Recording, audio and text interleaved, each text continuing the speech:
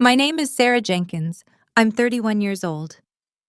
Last Thanksgiving, my father stood at the head of the table, raised his glass in front of 16 people, family, neighbors, church friends, and delivered the line he'd clearly been saving. One daughter is a teacher. The other one, well, she's a maid. Laughter rolled through the room like it was scripted. My sister Laura gave that polished smile she reserves for photos and praise. My mother nodded approvingly, as if he'd just quoted scripture. My father chuckled deepest of all, then lifted his glass higher, ready to toast Laura again and seal the moment. Before the words left his mouth, I stood up. What I said next dropped the entire room into dead silence.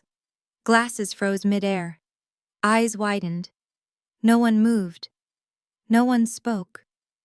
They had spent years treating me like background noise, convinced I would always stay exactly where they put me. What they didn't know, what none of them knew, was that 3 weeks later, 600 people would fill the ballroom at the JW Marriott Austin and watch me cross the stage to accept the Texas Emerging Entrepreneur Award, an honor so prestigious most people in that room couldn't pronounce it.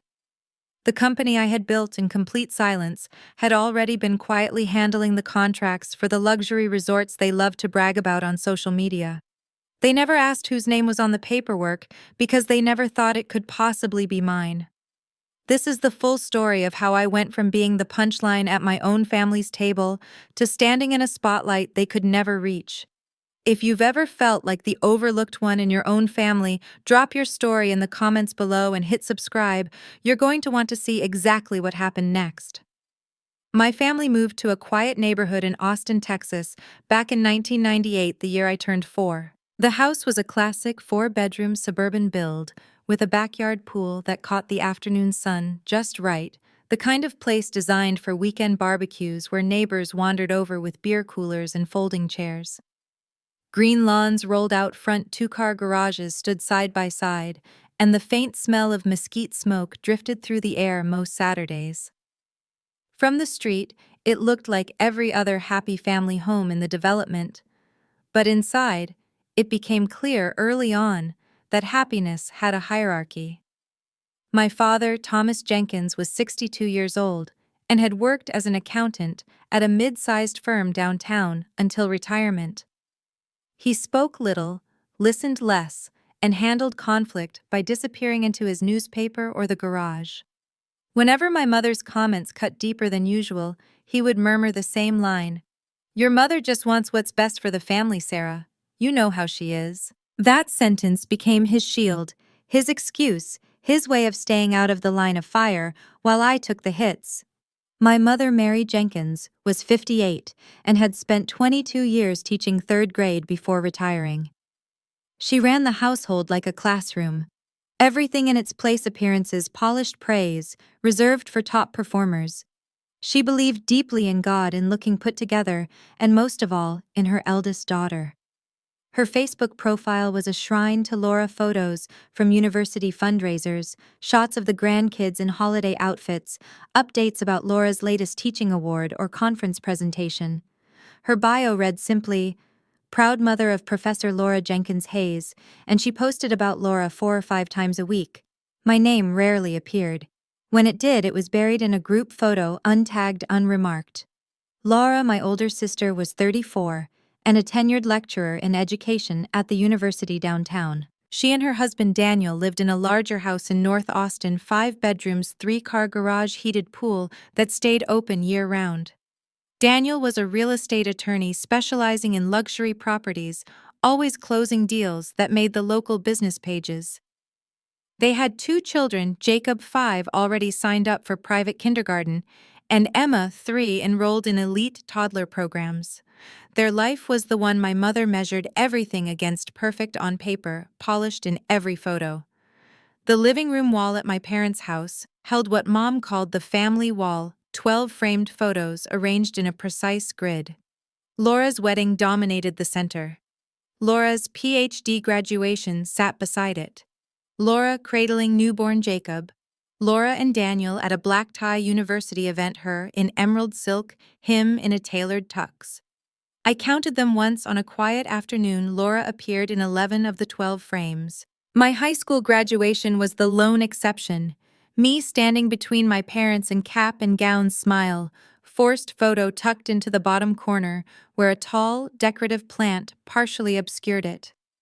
Late at night when the house was still and the only light came from my phone screen, I would open my mother's Facebook profile and scroll. I searched for proof that I existed in her world. Over 3 years, I found one clear photo of myself. It was from Easter 2 years earlier. I was in the background carrying a casserole dish to the table, slightly blurred out of focus. No tag, no caption, no likes from family. Just me performing the role they assigned, useful, quiet, invisible. In those dark hours, staring at the blue glow, the truth settled in cold and clear. I was a ghost in my own family, always on the periphery, never in the frame where the light actually fell. School in Austin turned every day into a quiet competition I never signed up for. The moment teachers saw my last name on the class roster, their faces would brighten, and they'd ask the inevitable question, "Are you related to Laura Jenkins?" The follow-up was always the same. A slight pause, a flicker of disappointment when they realized I wasn't going to replicate her flawless record. Laura had been valedictorian debate captain scholarship winner, the student every teacher remembered fondly. I was reliable, but never remarkable. My grades hovered at a steady B+, with occasional A's when I pushed hard honor roll most terms, but never top of the list. I joined softball sophomore year and stuck it out through 2 seasons of early practices and dusty fields, but I never cracked varsity. The coach needed power hitters and speed, not the steady second baseman who showed up on time but didn't stand out. Drama club felt like my best shot. I spent hours memorizing monologues, rehearsing in empty auditoriums, but the lead roles went to girls with more natural charisma, or more often girls who reminded the director of Laura's commanding stage presence from years earlier. I ended up with ensemble parts or prop crew clapping for others while swallowing the sting of another almost but not quite. Laura's PhD graduation became family legend. My parents rented a downtown restaurant for 60 guests, hired a live band, and my mother delivered a 12-minute speech about perseverance and pride that reduced 3 people to tears. She framed the moment like a milestone for the entire family. When I finished my CNA program at 22, after months of night classes, clinical shifts, and state exams, I brought the certificate home, hoping for something similar. My mother glanced at it on the kitchen counter, said, "That's nice, honey.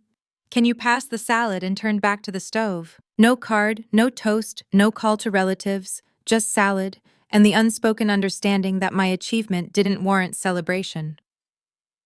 Laura bought her first house the following year, and my parents wrote her a $30,000 check for the down payment, without a second thought. When I signed the lease on my small one-bedroom apartment, in a complex with security bars on the windows, my mother asked why I insisted on living alone when staying home would save money and keep things simpler. Laura's engagement announcement to Daniel came next.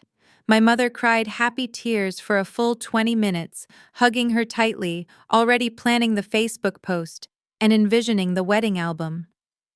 When I introduced my first serious boyfriend, an IT specialist, who treated me well and had steady employment, Mom spent the dinner interrogating him about his career trajectory, then seamlessly shifted to recounting how Daniel had just made partner and closed a 7-figure commercial deal. The comparison hung in the air like smoke, thick and impossible to ignore. Desperate to carve out my own space, I accepted a position at the university where Laura taught, starting as an administrative assistant in the education department. She had mentioned the opening casually over the phone, framing it as a favor. I told them, "You might be a good fit. Don't embarrass me." I started at 26, determined to prove I belonged on my own terms. I arrived 30 minutes early every morning to brew coffee and organize the inbox before anyone else arrived. I stayed late to cross-reference schedules, update databases, and fix the copier when it jammed for the 3rd time that day.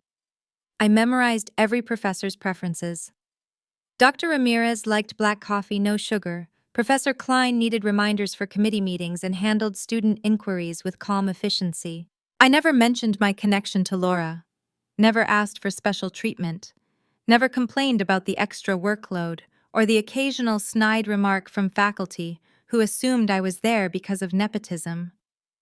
For 5 full years, I kept my head down, built a quiet reputation as the one who could be counted on, and convinced myself that consistent effort would eventually earn the respect my family withheld. One ordinary Monday morning, the intercom on my desk crackled, and Patricia Cole, the office manager, asked me to come to her office immediately. I walked the familiar hallway, expecting perhaps a discussion about the upcoming semester schedule or a minor supply order. Instead, Patricia sat behind her desk with a thin folder open and an expression so carefully neutral it felt rehearsed. She motioned for me to sit and delivered the news without preamble. "We've received multiple concerns about your performance. The decision has been made to terminate your employment effective immediately." The words hit like cold water. I asked what concerns and from whom. Patricia's gaze slid to the window, then the doorframe anywhere but my eyes. "I'm not authorized to discuss details, but HR will handle your final paycheck. You have 20 minutes to gather your belongings. 20 minutes to erase 5 years of showing up early, staying late, handling every crisis no one else wanted." I packed in silence a framed photo of my parents from a long-ago holiday, a coffee mug that read, "World's okayest employee," a small succulent I had nursed back to life twice, and left through the back exit with security trailing to ensure I didn't linger. As I passed Laura's office, her door stood ajar. She was on the phone chair, swiveled toward the window, laughing at whatever the other person said. She never turned. She never looked up. Her voice carried clearly through the open doorway. "Finally got rid of the dead weight. Things are going to run so much smoother now." The sentence landed like a punch to the chest, but I kept moving one foot in front of the other until I reached the parking lot. 2 weeks later, my phone rang while I sat in my car outside the Walmart on the edge of town. It was Megan, the receptionist, who had shared the front desk with me for 4 years and listened to my quiet frustrations without judgment. Her voice trembled slightly. "Sarah, I'm so sorry. I thought you already knew." It was Laura. She went straight to Patricia and said you were a liability, that your presence made staff and students uncomfortable, that your attitude was damaging the department's image. None of it held truth. The office knew I was the one who diffused angry parents, stayed after hours to reorganize chaotic filing cabinets, and never once snapped under pressure. But Megan explained that no one challenges a tenured lecturer, especially not when that lecturer carries the family name and the unspoken weight of influence. The call lasted 11 minutes. I stared at the steering wheel the whole time, feeling each second carve something permanent inside me. I had $3,200 in credit card debt, no current job, no references I could honestly use, and no story I could tell my family without sounding like I was attacking their perfect daughter. So when Mom called asking why I quit, I said I felt burned out and needed a fresh start. She sighed through the phone and replied, "Well, I hope you find something soon. It's embarrassing when people ask what you do these days." That evening, I dialed the one person I trusted wouldn't lecture me or rush to fix it. Aunt Nancy, my father's younger sister, was 59, twice divorced, and had run a small hair salon in Austin for 3 decades. In our family, she was the cautionary tale, the one Mom mentioned whenever she wanted to steer us toward conventional success. But Aunt Nancy had always asked how I was without waiting for the answer she preferred to hear. The phone rang 3 times. "Sarah, honey, what's going on?" I told her the firing. The overheard phone call. Megan's confirmation, the slow realization that Laura had orchestrated my exit to safeguard her flawless reputation. When I finished, silence stretched across the line. Then she spoke softly. "Honey, I've carried the family disappointment label for 30 years. My advice, don't let them see you bleed, and don't let them see you heal either. Just live quietly, build what you need, and one day they'll notice what they threw away." A few days later, Aunt Barbara, my mother's sister, called to check in. She suggested I sit down with Laura, maybe talk it out, clear the misunderstanding. Her tone felt too light, too quick to smooth things over. I thanked her, said I'd think about it, and ended the call, still not suspecting how many conversations had already happened without me. After the termination, I needed income immediately, so I answered an ad from a friend and started cleaning for Helen Brooks, a 73-year-old widow living alone in a 6,000 square foot home tucked into one of Austin's quieter, upscale suburbs. She paid $150 cash every Tuesday and Friday and preferred minimal conversation. The work began simply enough, polishing granite surfaces, vacuuming expansive rugs, sorting closets filled with designer labels she hadn't touched in years. It was exhausting, but predictable. No evaluations, no expectations beyond a spotless result. Over time, I noticed the subtle disarray hidden behind the luxury overdue bills piled beside the coffee maker. A garage door that groaned and stuck, refusing to open fully, a pantry stocked with expired cans and wilted produce because shopping lists got forgotten. One afternoon, without prompting, I grouped the bills by urgency, contacted a local handyman to repair the garage mechanism, and emptied the refrigerator while compiling a concise grocery list for essentials she actually used. When Helen returned and saw the neat folders, the fixed door, and fresh staples in the fridge, she paused, stared for a long moment, then said quietly that no one, not her distant children, not her late husband, had ever taken care of those details for her. The vulnerability in her voice stayed with me. I understood then that high net worth clients weren't just paying for cleanliness. They craved seamless, invisible support, someone who anticipated needs, resolved problems, and vanished without drawing attention or creating obligation. They wanted control without effort. That insight became the foundation. 1 month later, I filed the paperwork for Elite Services LLC at the county office for a $50 fee. When the clerk asked what the company offered, I answered, "We make wealthy people's daily lives easier." She smiled politely. I meant it literally. The first 12 months pushed me to my limits. I worked 18-hour days, handled every client call myself, and accepted any job that paid: estate oversight, closet reorganization, errand coordination, personal shopping. I brought on Rosa, a housekeeper I met through Helen, who worked with precision and absolute discretion, and Miguel, a driver who knew Austin traffic patterns like the back of his hand. We grew to 12 steady clients, generating $4,200 monthly, which covered payroll, fuel, and the tiny office space I leased in a nondescript strip center. Then came the near collapse. A client discovered minor items missing from her dresser drawer. The thief was a part-time cleaner I had hired on short notice. Word spread fast through the tight-knit referral network, and 2 other clients threatened to walk. I acted quickly, refunded the full amount, terminated the employee on the spot, and spent weeks personally visiting each client to apologize and outline new safeguards. I implemented mandatory background checks, detailed written protocols, and created my own training program pieced together from free YouTube business tutorials, library books on service standards, and online courses about client retention. The transparency rebuilt trust, and the referrals actually increased. The turning point arrived the following year in the form of an email from Dorothy Clark, a 62-year-old widow who owned the exclusive Cascade Lodge in Hill Country.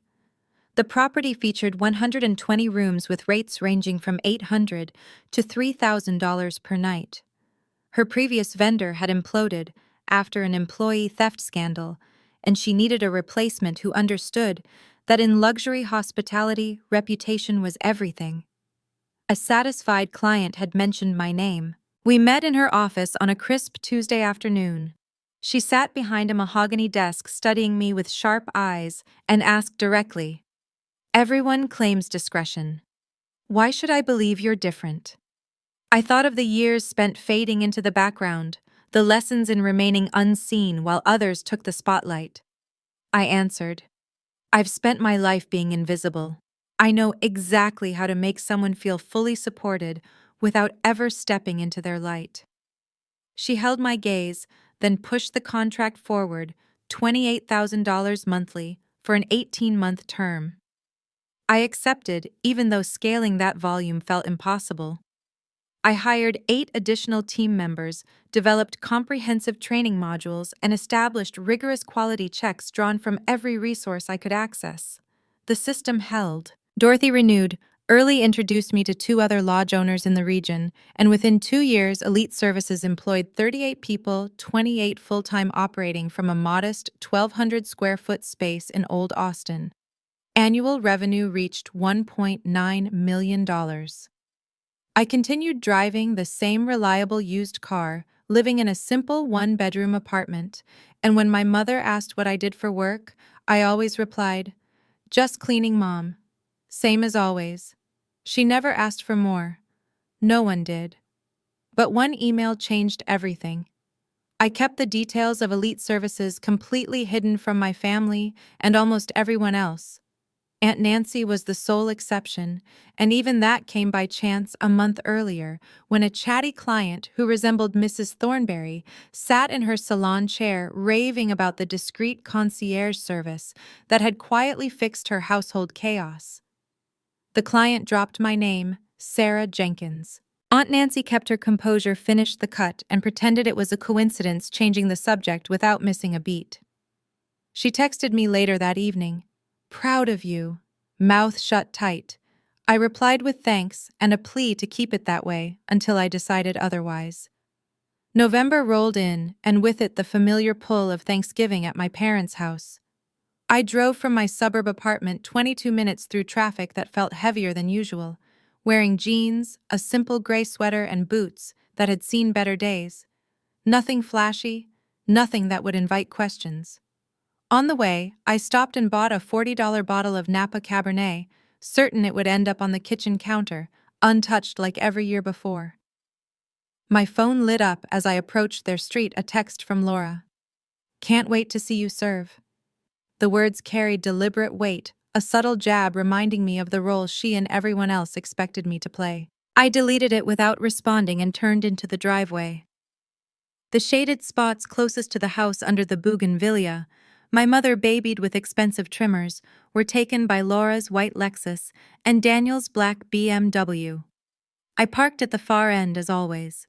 The house was already full when I walked in, laughter spilling from the living room glasses clinking, and the rich smell of turkey and sage filling the air. 16 people had gathered: my parents, Laura, Daniel, Jacob, and Emma, Aunt Barbara, and her husband George, the Palmers, from next door, Mr. Palmer, the retired dentist, and Mrs. Palmer, the retired principal, Louise and Grace from Mom's church circle, and Karen, one of Laura's colleagues from the university department. I said quick hellos, slipped into the kitchen where Mom handed me a water pitcher without a glance and asked me to refill glasses. For the next 2 hours, I moved like a shadow through the rooms, topping off drinks, clearing appetizer plates, checking the oven to baste the turkey, rearranging silverware, when Mom decided the first layout looked off-center. No one asked about my week, no one offered me a chair, no one seemed to register that I had arrived early and stayed useful. Jacob tugged my sleeve once and asked why I was always in the kitchen. Before I could answer, Laura called from the sofa. "Because that's where she belongs, sweetie," in a tone light enough to pass for teasing, but sharp enough to sting. A few people chuckled. Aunt Barbara's gaze lingered on me for a beat, her expression flickering with something close to discomfort, before she turned back to her conversation.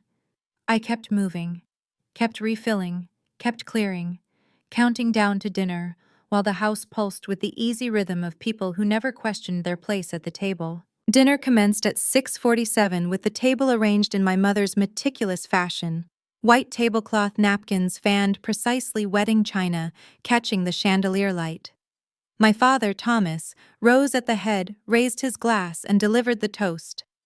Thanking God first, then my mother Mary, for 36 years of steadfast partnership, the grandkids Jacob and Emma for the light they brought into everyone's lives, the son-in-law Daniel for being such a devoted provider, and especially his daughter Laura, the teacher, the mother, the unwavering blessing, who elevated the entire family with every accomplishment. He lingered on her name, let the warmth settle, and smiled directly at her. Then his gaze shifted slightly toward me and he added, "And of course, for Sarah." The pause stretched longer this time, waited. He gave a short chuckle as though the line he was about to deliver was light, harmless, familiar. One daughter is a teacher. The other one? Well, she's a maid. 16 people laughed. Karen's laugh rang out sharpest above the rest. My father's chuckle trailed off quickly. He didn't join in fully. Mrs. Palmer pressed her lips tight, stared at her napkin, and remained silent. The others laughed along, as if the remark were the evening's cleverest moment. My father lifted his glass once more, preparing to toast Laura again, to close the sentiment on a high note. Before the words could form, I stood. The laughter vanished instantly. I looked directly at him and said, "You've overlooked what I've built, a company serving your favorite resorts in hill country." The room froze. My father's hand trembled. The stem of his glass slipped from his fingers, and it struck the table with a sharp crack, wine splashing across the cloth. Laura went pale, her practiced composure shattering as blood drained from her cheeks. Whispers spread like ripples, low, urgent eyes darting from me to my parents to the spilled wine. Glasses hovered midair untouched. No one spoke, no one breathed loudly. The silence held thick and complete for what felt like an eternity, but was likely only seconds. I pushed my chair in, picked up my purse, and walked out the front door, closing it softly behind me without a backward glance. I drove 3 miles to the CVS parking lot, pulled into a distant spot, and cut the engine. My phone rang at 7:34. Aunt Barbara's name appeared on the screen. I nearly ignored it, expecting a reprimand for disrupting the evening, but I answered anyway. Her voice trembled. "Sarah, I have to tell you something, and I should have told you sooner. Back in August, I forwarded an email to you by mistake, meant for Laura, but I hit your name instead. When you never replied, I convinced myself you hadn't seen it, or perhaps you'd let it go. Check your spam folder. The subject is what to do about Sarah." My fingers went numb. I switched to speaker, opened my email, navigated to spam, and typed the subject line. The thread appeared, dated August 8, 2025. I opened it. 47 messages spanning 18 months between my mother Mary, my sister Laura, and Aunt Barbara. The earliest, from April 2024, read, "Girls, I need your thoughts. Rachel's wedding is in June, and I don't know what to do about Sarah. I can't have her there fielding questions from guests about her job." Laura responded quickly. "Agreed. Tell her it's intimate family only. She'll accept it." Aunt Barbara replied, "Are we certain she's still our niece?" My mother wrote back, "Sometimes I wish I only had one daughter." Is that awful to admit? I reread the line, the words searing. I scrolled on. June 2024. Laura wedding was flawless. Sarah never questioned the family-only story. She's so easy to handle. September 2024. My mother Thomas keeps suggesting we invite Sarah to Sunday dinners. I told him it's better when it's just us and Laura's family. She lowers the energy. November 2024. Laura, Thanksgiving is approaching. Do we really need to include her? My mother. Regrettably. Yes, tongues would wag if we didn't, but I'll make sure she stays occupied in the kitchen. The final message, dated November 24th, 2025, 3 days before the holiday, from Laura. "Don't worry, Mom. After tomorrow, she'll understand her place. I've prepared a toast. They had scripted it, discussed it, refined it." The remark at the table wasn't offhand. It was rehearsed. I remained in that parking lot for 45 minutes, reading each email twice, then a third time. No tears came. No outburst. Only a cold, clear certainty settling over everything I had spent years doubting. They hadn't merely sidelined me. They had planned it, documented it, and justified it in writing. I created a folder named Evidence, forwarded the entire chain, and started the car for home. The morning after Thanksgiving, my inbox contained an email from Dorothy Clark with the subject Texas Emerging Entrepreneur Award. She had nominated me, and the committee had selected me as this year's recipient. The ceremony was scheduled 3 weeks later at the JW Marriott Austin, 600 guests, local press, and a speech required from me. I read it 3 times, letting the reality sink in, then forwarded the invitation to my family, framing it as a networking opportunity through Daniel's real estate contacts. They accepted without question. Over the next weeks, I wrote the speech 7 times. Early drafts burned with anger, quoting emails, naming names, picturing their shock as I laid their words bare. Others dwelled on childhood hurts, the endless yearning to be enough. I cut them all. The final version lasted 8 minutes, a straightforward recounting of being fired with $3,200 in debt, starting over in cleaning houses, learning that people paid premium for discreet, reliable support, building elite services from scratch to 38 employees serving hill country resorts, and reaching $1.9 million in revenue. I included the line, "People who were supposed to love me called me an embarrassment, excluded me from events because they were ashamed to be seen with me," without naming anyone, yet knowing they would recognize themselves instantly. On the night of the gala, I wore a navy dress bought for $340 from a boutique in Old Austin, understated enough to blend power without ostentation. Aunt Nancy arrived at my apartment that morning to help with my hair, loose waves pinned back professionally. She stepped away, looked me over, and said, "You look like someone who runs things." I answered, "I do." I entered through the speaker entrance at 6:30. Dorothy greeted me backstage in silver, her smile wide and genuine. The ballroom filled steadily, business leaders, politicians, journalists, round tables in white linen centered with desert blooms. At table 14, my family sat, my father in his familiar suit, my mother in burgundy, Laura in emerald, Daniel glancing at his phone. They laughed, drank champagne, oblivious. At 7:45, MC William, the local news anchor, took the podium. The Texas Emerging Entrepreneur Award honors innovation, growth, and impact. This year's recipient started from nothing, faced doubt, proved everyone wrong. Please welcome Sarah Jenkins. My mother gasped as the curtain parted. The spotlight found me, and I walked the stage with 600 pairs of eyes, including the 4 who had spent years wishing I remained small. I reached the podium, adjusted the microphone, and spoke steadily. "Thank you, William and the Texas Business Council. 4 years ago, I lost my job with $3,200 in debt, no safety net. I cleaned houses to survive, discovered I excelled at seeing unspoken needs and making lives easier without seeking credit. From one client, I built elite services to contracts with hill country resorts, 38 employees, nearly $2 million in revenue. To those who said I would never amount to anything, who called me an embarrassment, who excluded me, thank you. You gave me the fuel to prove you wrong." Silence held, then applause began. 1 pair of hands, then 10, then the room stood for 47 seconds. My family stayed seated, unmoving. In the reception, Dorothy embraced me. Journalists requested interviews, owners exchanged cards. My mother approached alone, mascara tracking down her cheeks, hands unsteady.